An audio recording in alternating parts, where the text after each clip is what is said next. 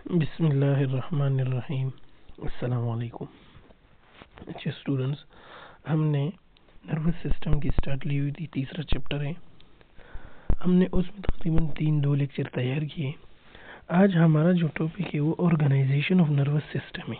ठीक है, कि नर्वस सिस्टम को हम कितने हिस्से में डिवाइड करते हैं, फिर उनमें फर्दर सब डिवीजन कितने हैं, वो हम अभी इस लेक्चर में पढ़ेंगे। तो सबसे पहले मैंने आपको पहले भी बताया हुआ था, जैसे सेंट्रल नर्वस सिस्टम हमारे साथ है, इसमें ब्रेन और स्पाइनल कॉर्ड इन्वॉल्व है। ठीक है, देखो इसमें ब्रेन और स्पाइनल कॉर्ड इन्वॉल्व है। तो ये नहीं है कि ये सेंट्रल नर्वस सिस्टम अलग है और पेरिफेरल नर्वस सिस्टम अलग है, इनका अलग अलग फंक्शन है। नहीं, ये एक दूसरे के साथ रिलेटेड है। सेंट्रल नर्वस सिस्टम को आप जो है ना, इसने इसलिए डिवाइड किया हुआ है कि इसमें ब्रेन और स्पाइनल कॉर्ड मेजर टर्म्स आते हैं। और मैंने आपको पहले भी बताया हुआ था पेरिफेरल नर्वस सिस्टम। तो बाद में जो ब्रेन और स्पाइनल कॉर्ड की फर्दर डिवीजन हो जाती है और उनको अपनी टिश्यू और सेल्स और जाकर उसका अपना ही फंक्शन होता है, तो उनको हमने पेरिफेरल नर्वस सिस्टम में डाला हुआ है। ठीक है, so the two main subdivision of nervous system are central nervous system और peripheral nervous system.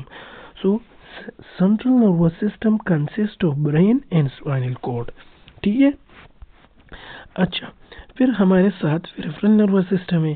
तो पेरिफेरल नर्वस सिस्टम को भी हम डिवाइड करते हैं, जो है ना सब डिवीजन इसमें 3 है। एक सोमैटिक नर्वस सिस्टम है, दूसरा ऑटोनोमिक नर्वस सिस्टम है और तीसरा एंटेनिक नर्वस सिस्टम है। ठीक है, तो अगर आप अगर इस टर्म को देखें ना, जैसे सोमैटिक नर्वस सिस्टम हुआ, ऑटोनोमिक नर्वस सिस्टम हुआ और एंटेरिक नर्वस सिस्टम हुआ। सोमैटिक नर्वस सिस्टम, इनका मेनली फंक्शन जो होता है ना, वो हमारे साथ वॉलंटरी होता है। ठीक है, इसमें वॉलंटरी फंक्शन ज़्यादातर आते हैं।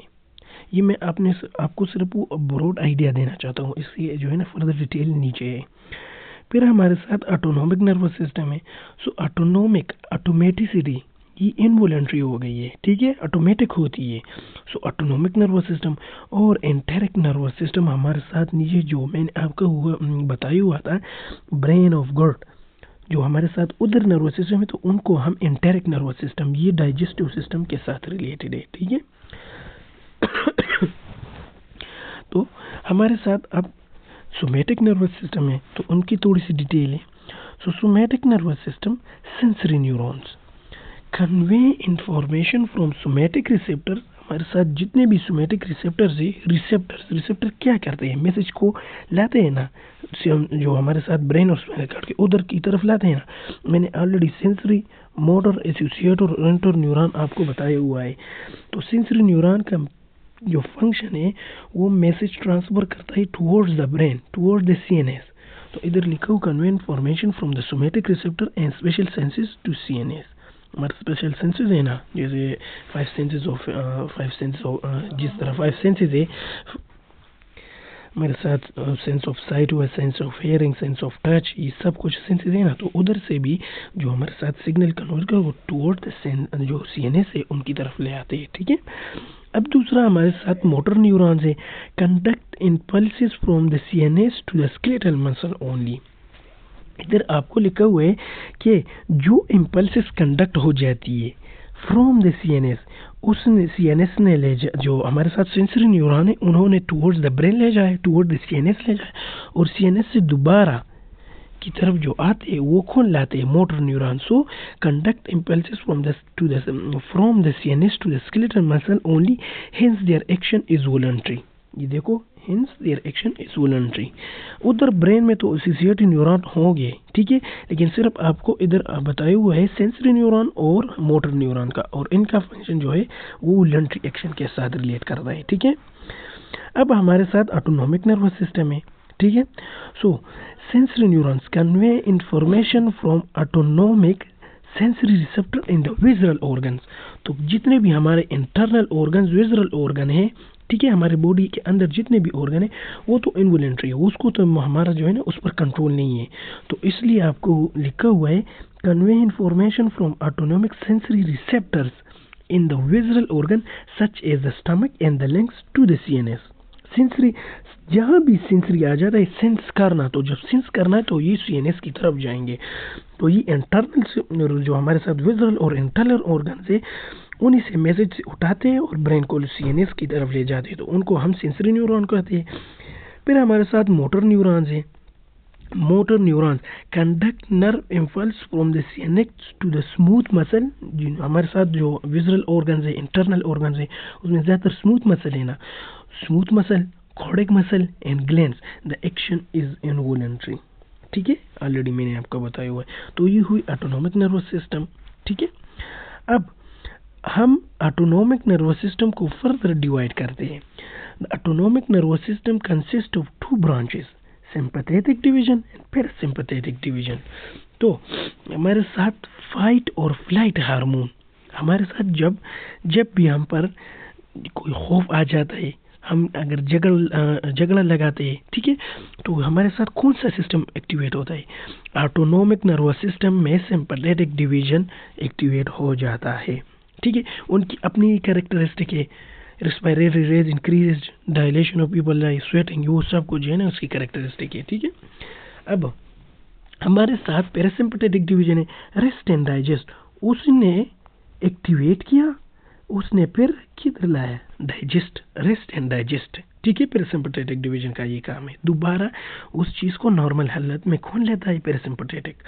So these 2 division have opposing actions, उनका एक्शन ऑपोजिट है। ठीक है, एक इंक्रीज कर लेता है, कुछ देर बाद वो दोबारा नॉर्मल की तरफ कौन ले जाता है? Parasympathetic division. ठीक है, for example sympathetic neurons increase the heart rate while the parasympathetic do the opposite.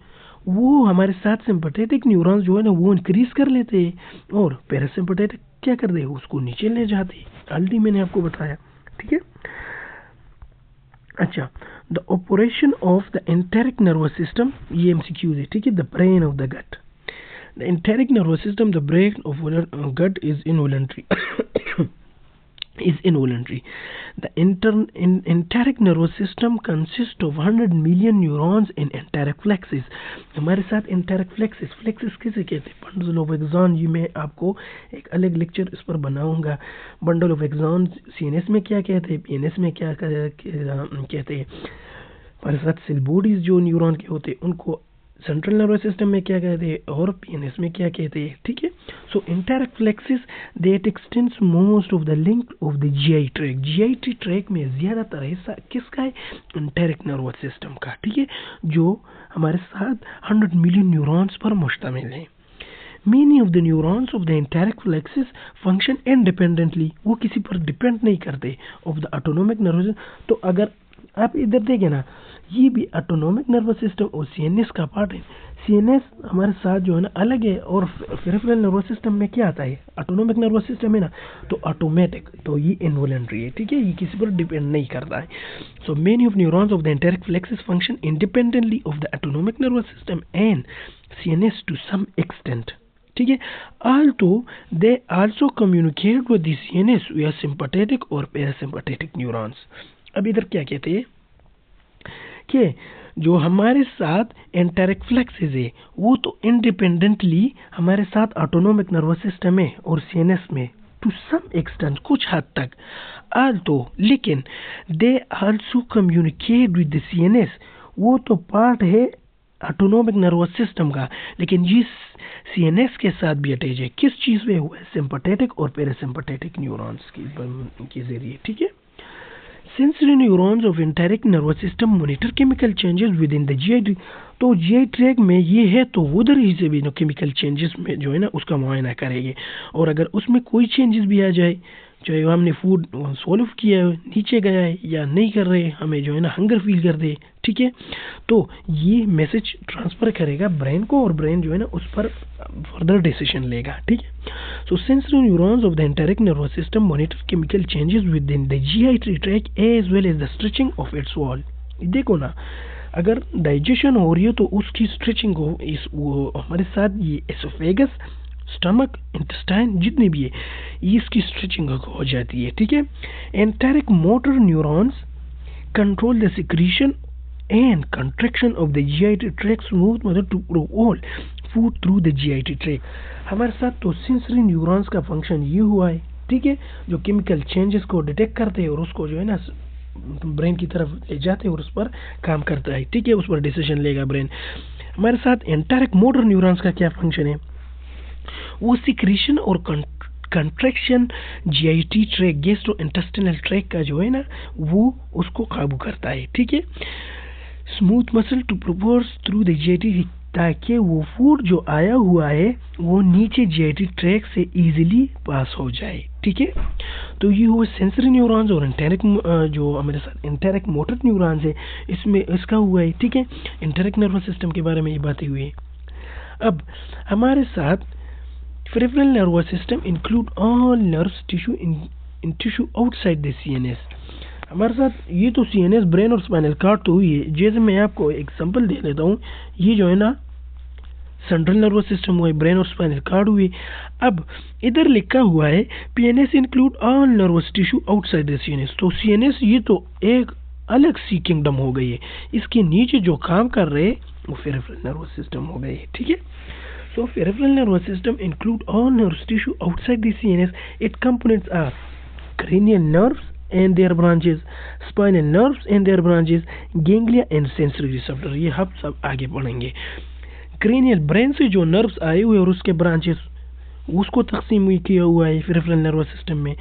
Spinal cord से जो नर्व्स निकले और उसके ब्रांचेस, गैंग्लिया हमारे साथ bundles of neuron cell body exams हो गई, तो उसकी जो है उसको हम गैंग्लिया कहते हैं। तो गैंग्लिया और उसकी सेंसरी रिसेप्टर्स ये किस में आते हैं, पेरिफेरल नर्वस सिस्टम में, ठीक है। अब हमारे साथ हम न्यूरॉन का बार बार जिक्र कर रहे थे कि न्यूरॉन ये न्यूरॉन है। अब प्रॉपर्टीज ऑफ न्यूरॉन्स क्या है, special characteristic of neurons, longevity हम कहते हैं ना ये ज़्यादातर लॉन्ग है, ठीक है। तो ये एक दूसरे के साथ जो है ना हम कहते थे कि ये एक दूसरे के साथ साइनेप्सिस बनाते हैं, pre synapses and post synaptic nerves, ठीक है। तो ये एक न्यूरॉन हुआ, ये दूसरा हुआ, ये तीसरा हुआ, ये साइनेप्सिस हो गई। तो ये एक दूसरे के साथ रिलेट करते तो उनकी लॉन्गिटिविटी बहुत ज़्यादा हो जाती है, ठीक है।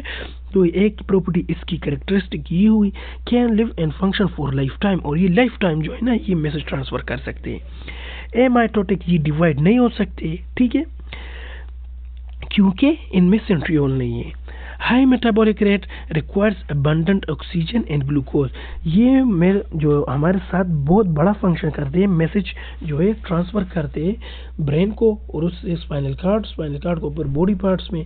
तो ये बहुत ज़्यादा एनर्जी चाहिए होती है। तो एनर्जी के लिए क्या चीज़ ज़रूरी है, ऑक्सीजन। तो requires abundant oxygen and glucose, ठीक है। Excitability, the ability to response to the stimulus, जैसे ही स्टिमुलस आ जाती है चेंजेस थोड़ी सी भी आ जाती है, ये हमारे साथ एक्शन पोटेंशियल, ये आपने पढ़ा हुआ AMP RMP resting membrane potential और एक्टिव मेम्ब्रेन पोटेंशियल। तो ये अभी रेस्टिंग मेम्ब्रेन पोटेंशियल है, लेकिन इनमें अगर स्टिमुलस थोड़ी सी भी आ जाए, ठीक है, थोड़ी सी भी चेंजेस इन्वायरमेंट इंटरनल बॉडी जिसमें भी आ जाए, लेकिन बॉडी के साथ रिलेटेड हो, अगर थोड़ी सी भी चेंजेस आए तो ये स्टिमुलस कन्वर्ट करते हैं और वो किसको जो है ना कन्वर्ट हो जाते हैं, वो किस में कन्वर्ट हो जाता है, एक्शन पोटेंशियल हमारे साथ इलेक्ट्रिकल सिग्नल्स में कन्वर्ट हो जाते हैं। और ये RMP किधर की तरफ जाते हैं, AMP एक्टिव मेम्ब्रेन पोटेंशियल की तरफ, ठीक है। तो ये एक्साइटेबल है, रेस्टिंग है, लेकिन जैसे स्टिमुलस आए तो वो क्या हुई, AMP तक कन्वर्ट हुई। तो ये एक्शन पोटेंशियल जो है ना, एक्साइटेबिलिटी भी न्यूरॉन का जो है ना कैरेक्टरिस्टिक है। कंडक्ट ये है कि ये मैसेज एक को देते हैं, ये दूसरे को देते हैं, तो ये एक दूसरे को जो है ना डिपेंड होते हैं ना, ये मैसेज एक दूसरे पर जो न्यूरॉन्स होते हैं ना वो एक दूसरे के साथ साइनेप्सिस की बतौर जो है ना कनेक्टेड है। तो ये मैसेज उसको जो है ना ट्रांसफ़र करेगा, ये इसको, ये फर्दर ये हमारे साथ ब्रेन तक और स्पाइनल कॉर्ड तक जो है ना ये एक दूसरे के साथ कनेक्टेड हो। तो ये कंडक्टिविटी भी इसकी जो है ना कैरेक्टरिस्टिक है। So the transmission of nerve impulse, अब इसकी secretion when the electrical signal reaches the end of the nerve fibre, हमारे साथ जब नर्व फाइबर ब्रेन तक ये मैसेज इलेक्ट्रिकल सिग्नल चले जाते, the neuron secretes a chemical neurotransmitter that stimulates the next cell. अब हम बोलते हैं कि ये सेल ख़त्म हुआ है, ठीक है, चलो मैं इधर बोले,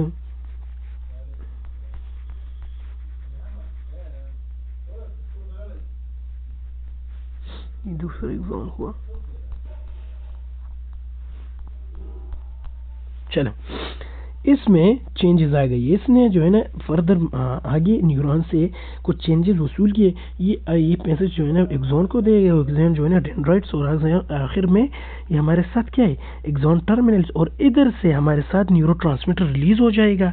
ठीक है, वो न्यूरो एसिटाइल कोलाइन भी हो सकता है, लेकिन मेनली एसिटाइल कोलाइन है। ठीक है, एसिटाइल कोलाइन न्यूरोट्रांसमीटर रिलीज हो जाएगा, तो ये फर्दर जो है ना दूसरे न्यूरॉन को देगा, फिर वहीं से जो है ना हमारे साथ एसिटाइल कोलाइन रिलीज होगा, फिर वो दूसरे न्यूरॉन को, तो वो इस तरह ये मामला ब्रेन तक जो है ना हमारे साथ चलता रहता है। So when the electrical signal reach the end of nerve fibre, the neuron secrete a chemical neurotransmitter that stimulate the next stage action potential nerve impulse is an electrical signal that propagates travel along surface of the membrane of a neuron। ये मैंने already आपको बताया कि ये जो neuron होती है ना, तो ये वो हमारे साथ एस्कल्टेटरी और कंटिन्यूस वो बात होती है ना, ये इस तरह ये मैसेज ट्रांसफर कर देना, तो ये सारे न्यूरॉन पर जो है ना एक्शन पोटेंशियल जो है ना लागू कर लेते हैं, और इधर जब आ जाते हैं एक्सॉन टर्मिनल, तो इधर से हमारे साथ न्यूरॉन ट्रांसमीटर रिलीज हो जाती है। ठीक है, ये न्यूरॉन। अच्छा, तो action potential nerve impulse is an electrical signal that propagates along the surface of membrane of neurons. ठीक है, तो अच्छा स्टूडेंट्स, आज के लिए इतना ही काफ़ी है। पार्ट्स ऑफ न्यूरॉन हम दूसरे लेक्चर में स्टार्ट करेंगे, तो हमें याद रखना। अल्लाह हाफ़िज़।